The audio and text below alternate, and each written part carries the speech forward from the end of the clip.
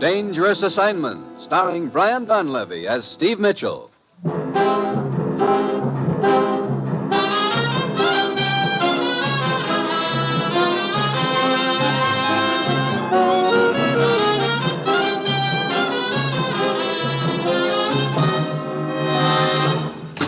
Morning, Commissioner. Steve? You know, this better be important. There's a certain redhead who was just dying to go for a long ride in the country today. Now I can't even give her a chance to walk back. This is important, Steve. Ever hear of the Triangle Airline? No. It's an American charter outfit owned by a man named Kovac. They fly cargo across the northern part of South America, from Ecuador to Brazil. The last 10 days, 3 of their planes have disappeared over the jungles, vanished without a trace.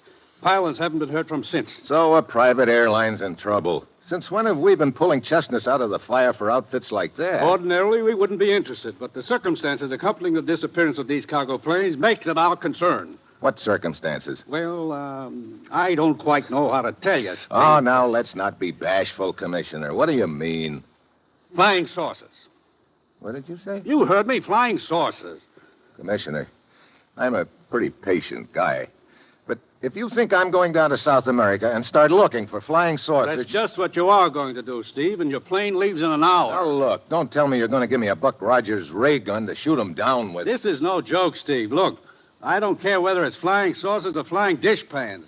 That area is too close to the Panama Canal for comfort. You'll be met in Ecuador by a man named Drake, the chief pilot of the airlines. He'll fill you in on the background. Well, that's it. You've got your assignment. Good luck.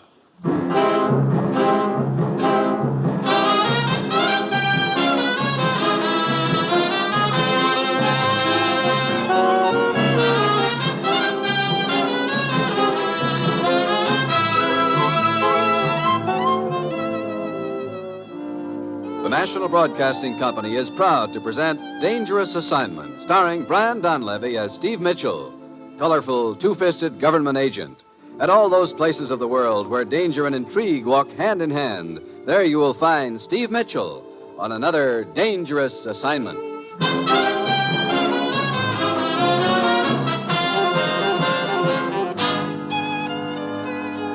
Well, this assignment really takes the cake. I've had my share of screw-loose jobs, but flying saucers yet. It's Wednesday night when I get to Ecuador. Drake, the chief pilot of Triangle Airlines, is waiting for me at the airport. He bustles me into the co-pilot seat of one of their cargo ships, and we take off and head east. It's about a 2-hour hop to Santa Rosa, Mitchell. You should be there about midnight. What's at Santa Rosa? One of our fields. Kovac, the owner, is waiting there for you. You do most of your flying at night around here, Drake, huh? All of it. Less turbulence over these mountains. You a flyer, too? Oh, now and then. Too bad you're not looking for a job. If this monkey business keeps up, I'm going to be fresh out of pilots. Just what has been going on? You tell me. It's happened 3 times now. Radio flash from the pilot about seeing flying saucers. Then the radio goes dead, and the plane's never heard of again. You searched the jungle near the route for the planes. From the air. The country's too rugged for a ground search. Hey, what was that? Mitchell, look outside. All those lights. Yeah. Hey, they look like rings or discs swirling around. They're right alongside of us. I'm going to go back aft in the plane. Maybe I can get a better look at them. Mitchell! Drake, what is it? What's the matter? Drake! The Drake just grabs at his chest and slumps over. The plane starts into a dive. I jump back into my seat and try to level it out. I remember noticing Drake had been flying a heading of 95 degrees, so I hold it there. By the time I can look outside again, the whirling things are gone. I reach for the radio. T3 calling Santa Rosa Tower. T3 calling Santa Rosa Tower. Over. Santa Rosa Tower to T3. Go ahead. T3 to Santa Rosa. This is Steve Mitchell. Keep in touch with me. I've got to bring this bucket of bolts in, and I don't know anything about the route or the field. Over. Santa Rosa to T3. What happened to Drake, Mitchell? Over.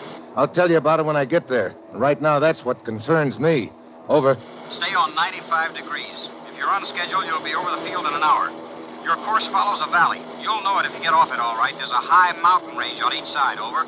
Thanks a lot for the pleasant thought. I'll see you in about an hour. I hope. Over and out.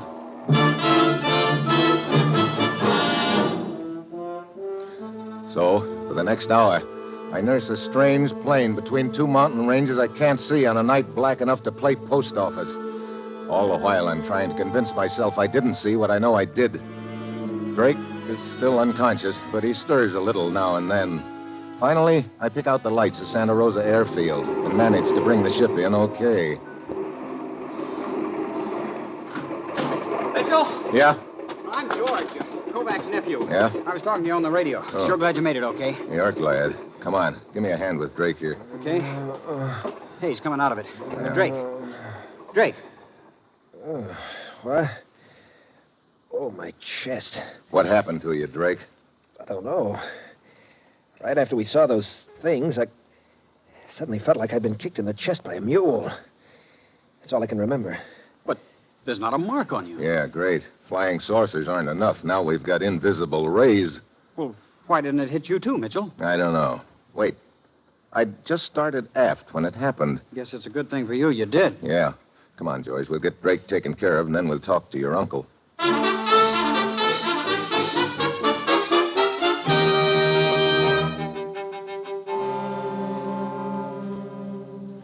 Mr. Mitchell, your description of what you saw during your flight tallies with those the missing pilots radioed in. I tell you frankly, I'm on the ragged edge with this airline. I've lost 3 planes. One more and I'm ruined. Isn't your line insured, Mr. Kovac? Why, yes, but this is more than money. It's a matter of prestige. Look, Uncle Emil, if you'd taken my advice a month ago when the Van Horn Exporting Company wanted to buy you out... George, for the last time, I'll not tolerate any advice from you as to how to run my affairs. Sure, you stick your nose in all my affairs, but I'm not supposed to open my mouth where yours are concerned. If you don't keep a civil tongue in your head... Look, gentlemen, I don't want to stir up a hornet's nest between you, but what is this Van Horn Exporting Company? They ship crates of carved wooden statues regularly on our planes. Our largest customer, as a matter of fact. About 2 months ago, they approached me with a substantial offer to buy the line. But just before the trouble started, they notified me that they were withdrawing their offer. Bad business conditions, they said. Any particular reason why business should be bad? Oh, there have been rumors about some mysterious revolutionary party organizing lately. That sort of thing always has a bad effect on business in these countries. I see. Mitchell, what'll be your first step? Well, I think I'll pay a visit to the Van Horn Exporting Company in the morning. Why?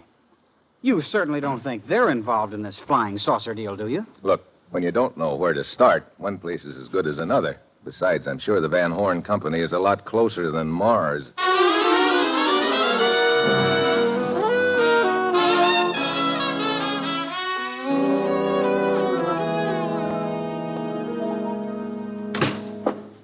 Yes, sir? This the office of the Van Horn Exporting Company? Yes, it is. Well, I'd like to talk to the boss. Is he around? Yes, I'm the boss, as you call it. Huh? You? I'm Herta Van Horn. Oh, well, looks like the company is in good hands. Thank you. What can I do for you, Mr. Mitchell. Steve Mitchell.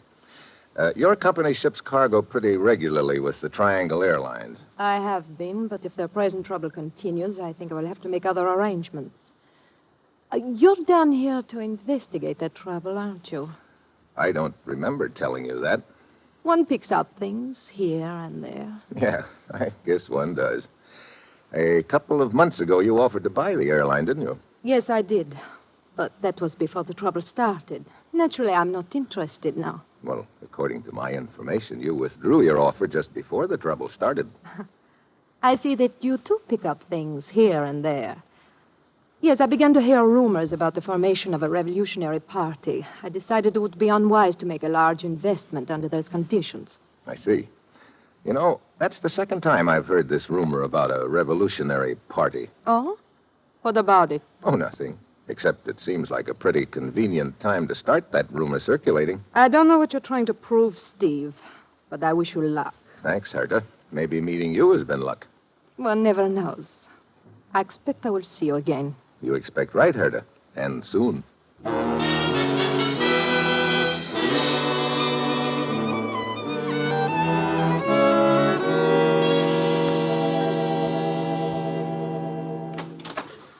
Hi, Mitchell.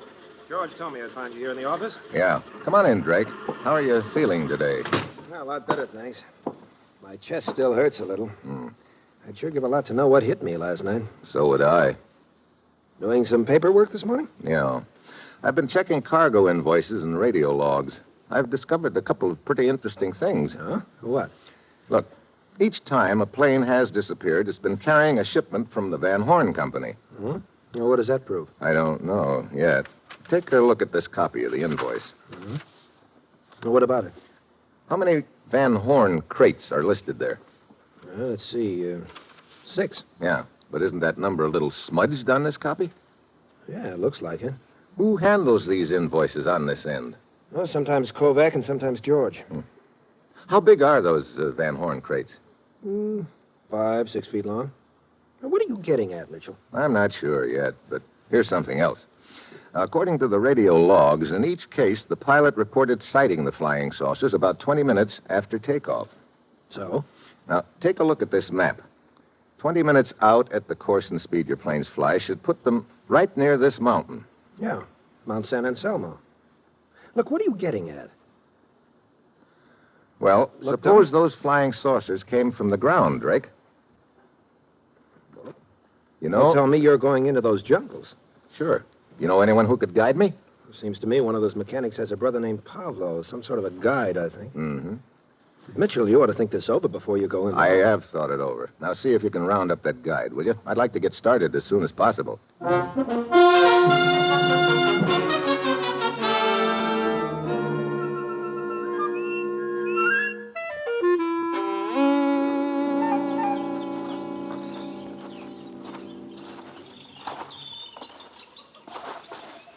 How far you figure we've come since we left the Jeep, Pablo? Well, at least 10 miles, senor.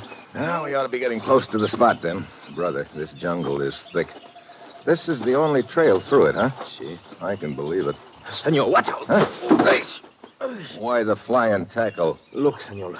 Look there in the trail in front of you. I don't see anything. Quiet. Look more closely.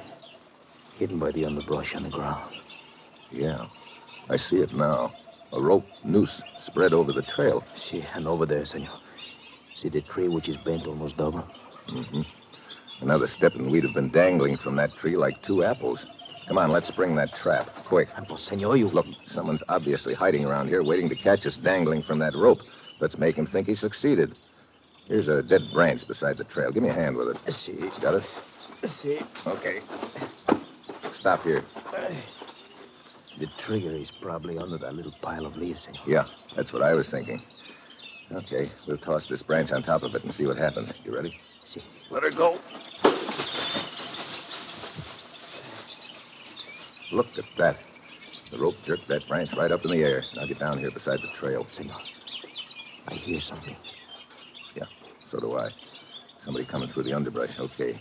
Let him get right on top of us, then we'll jump him.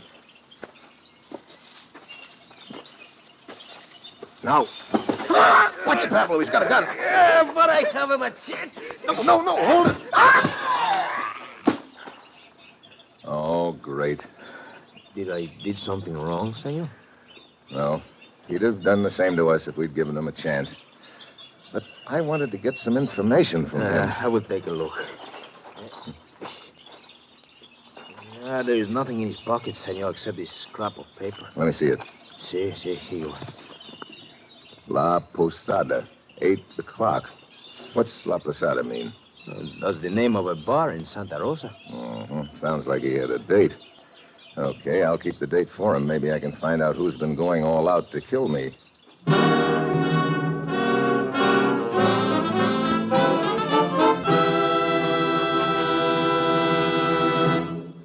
You are listening to Dangerous Assignment, starring Brian Donlevy in the role of Steve Mitchell.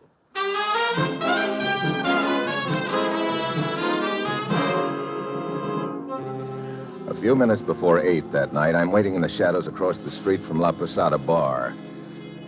A car pulls up in front. Herta Van Horn is driving. A guy starts to get out, but Herta pulls him back for a minute. There's a long kiss, and he gets out and heads for the bar. Herta pulls away. As he opens the door, the light silhouettes him. It's Kovac's nephew, George. I wait for a few minutes, and then I saunter in after him.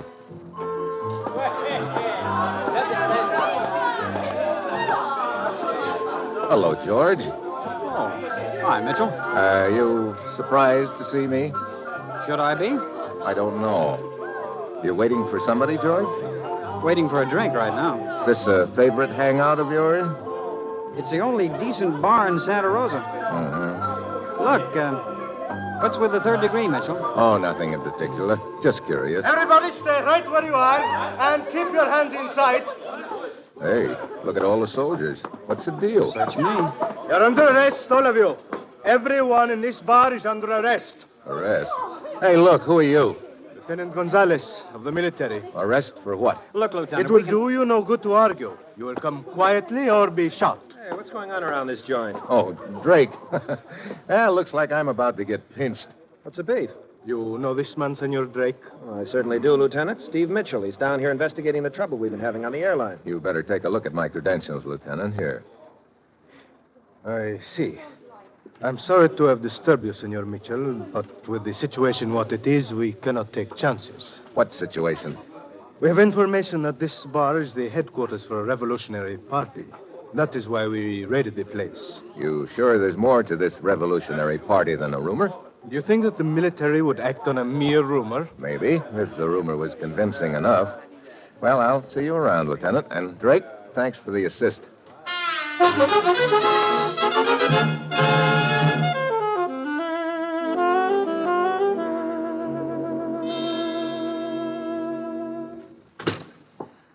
Morning, Hertha. Good morning, Steve.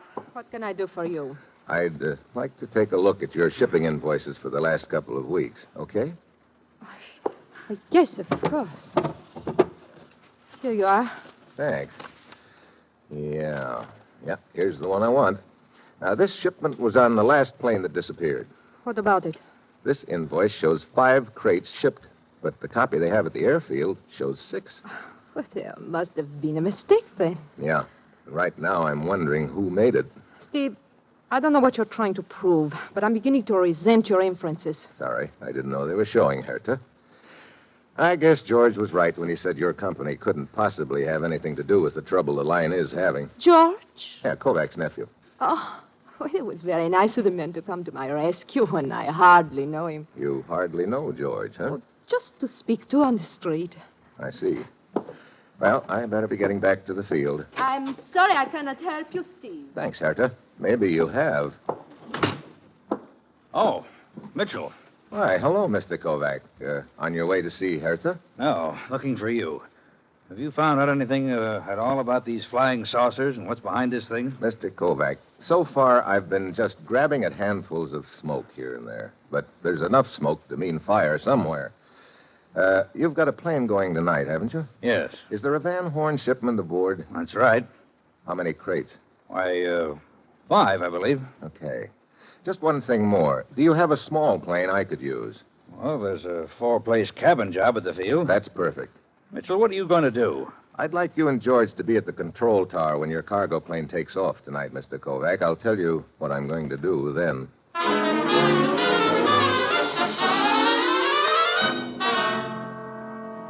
That night, I wait in the shadows near the airfield. I spot the plane T-5 loaded and ready. The pilot is in the shack getting his weather report. I slip quietly aboard. The invoice had said 5 Van Horn crates, but I can count 6 of them, all about 6 feet long. I put my ear to the top crate, and I hear what I expect to hear. Then I freeze. Footsteps outside. There's a faint scrape of metal under the belly of the plane. The steps fade away. I get out, crawl under. I take a long look, and a lot of things suddenly fall into place. I head for the control tower. George, Kovac, and Drake are there. T5 to Santa Rosa Tower, ready to go. Santa Rosa Tower to T5. Go ahead. Wind 15 at 30 degrees. Well, Mitchell, now perhaps you'll tell me why you wanted George and myself to be here tonight. Sure. I want to take you for a ride in your plane. A ride? Where? We're going to follow the plane that's just taking off. What? Now, Mitchell. What's the matter, Kovac? Doesn't the idea appeal to you? Well, I'd rather not go, Mitchell. I don't like this idea. Afraid of what you might see, huh, Kovac? Of course not. How about you, George? Why, I don't know what you're getting at, Mitchell, but it sounds like a lot of nonsense to me. Drake, you want to go along just for the ride? Sure. Except I'm not anxious to get hit again by one of those things that hit me the other night. I think we'll be safe enough. Get the plane warmed up for me, will you? I'll be with you as soon as I make a telephone call.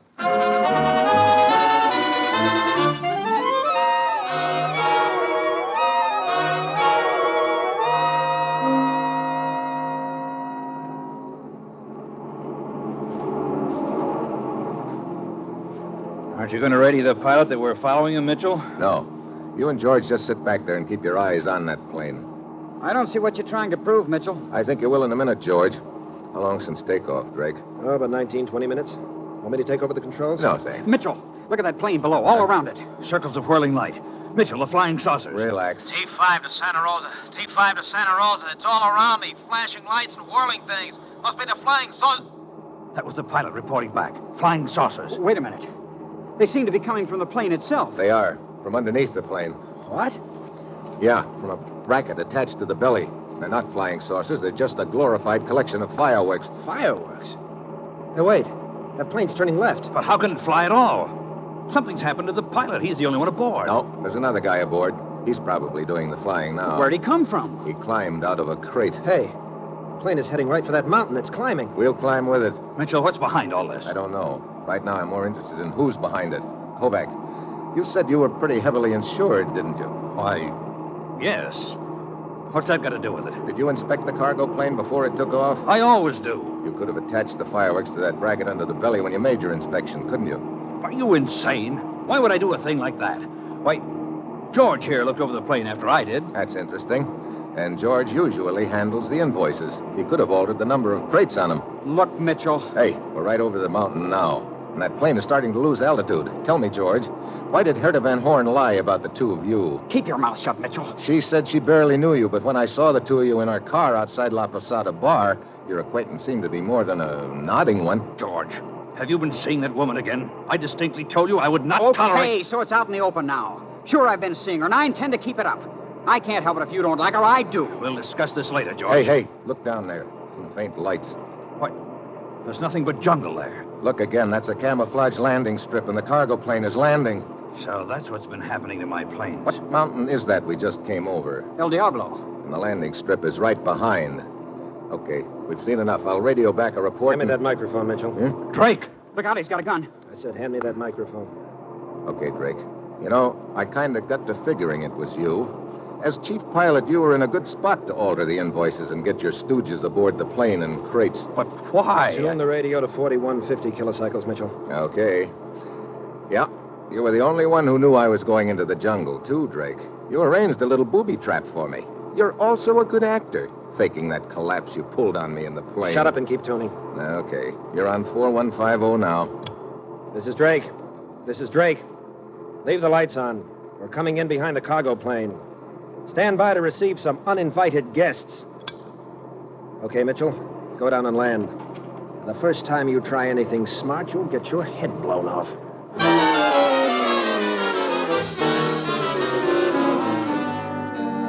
I set the plane down on the strip. The landing lights flick off, and half a dozen rugged-looking gents swarm out to meet us.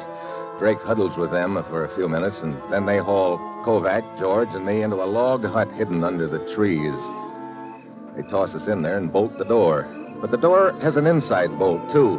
We shoot it in place. We can't get out, but now they can't get in. Mitchell! Open the door, Mitchell! Okay, smart boy. You'll come out running when it gets light. The hours crawl by. We sit and wait and sweat.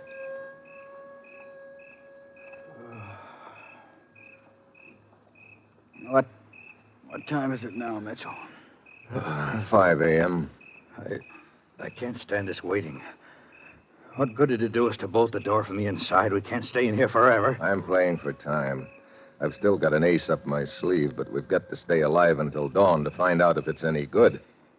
Well, don't look now, but I think Dawn's here. Huh? There's a crack of light under the door. Brother. If something doesn't happen pretty soon, we're cooked. Hey, maybe we are. Do you smell that? Gasoline. You'll be coming out pretty soon now, boys. Mitchell, he set fire to the hut. Yeah. I guess that's why he was waiting for dawn. He was afraid the fire might be spotted at night. Is this the ace up your sleeve, Mitchell? We can't stay here and roast like rats in a trap. We'll get a bullet in the belly as soon as we open that door. Couple of keen choices. I'll take my chances with the bullets. Come on, let's get this door unbolted. But they'll kill us. I'll take fresh air with mine. Hey, wait a minute. Listen. A plane. That's the ace up my sleeve I was talking about. Sounds like it's coming down. Who is it? Just before we took off last night, I made a phone call, remember? It was to Lieutenant Gonzalez of the military. Gonzalez? But how did he know what happened to us after we took off? We'll find it out later. Let's get out of here. Hey, Gonzalez boys are taking no chances. They want that landing strip clear when they sit down. Come on, George. Let's get this door unbolted. Okay. Okay, come on. Look at him scatter. Hey, Mitchell, there goes Drake, trying for the jungle. I'll get him. Watch out, he's got a gun. I see it. You can't run and shoot at the same time, Drake. Better make up your mind which. Okay, I'll shoot, Mitchell. Too late, Drake.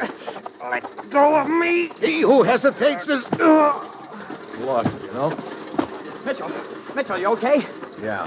How are Gonzalez and his boys doing? Well, they seem to be mopping up in a hurry. Mitchell, I still don't understand how Gonzalez found out.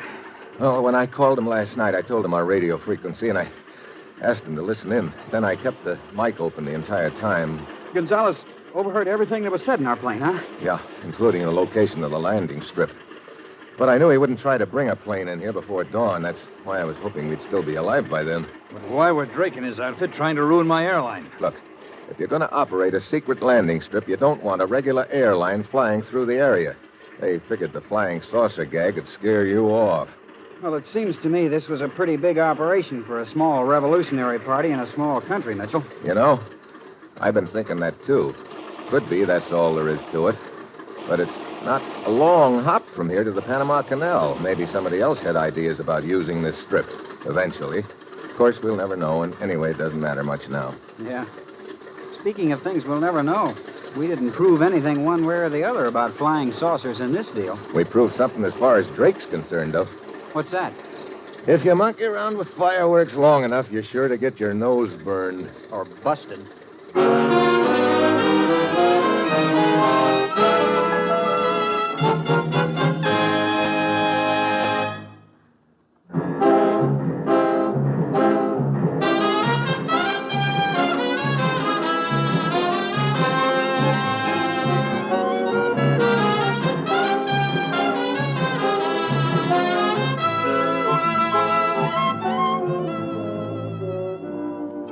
You have just heard another episode in the exciting new adventure series, Dangerous Assignment, starring Brian Donlevy in the role of Steve Mitchell. Dangerous Assignment is written by Bob Reif, with music by Bruce Ashley, and was directed tonight by Max Hutto. Be with us again next week at this time when Brian Donlevy, starring as Steve Mitchell, will embark on another Dangerous Assignment.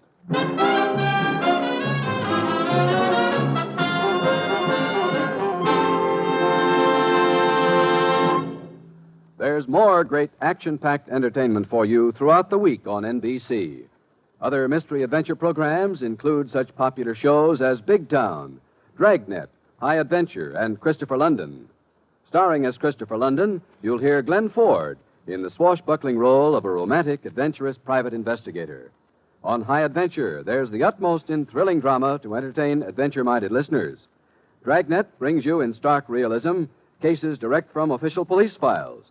And during Big Town, you'll hear crusading editor Steve Wilson fighting crime and viciousness. Join the millions of listeners who each week tune for thrill-packed high-tension drama on NBC, where mystery and adventure join together for top-flight entertainment.